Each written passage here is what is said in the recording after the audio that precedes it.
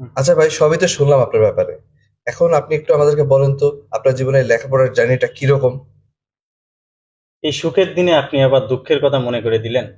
আসলে আমি খুব গরিব ঘরের ছেলে।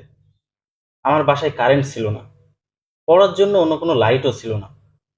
তাহলে কি আপনি ওই রাস্তার ধারে বিদ্যাসাগরের মতো ল্যাম্পের নিচে বসে পড়েছেন?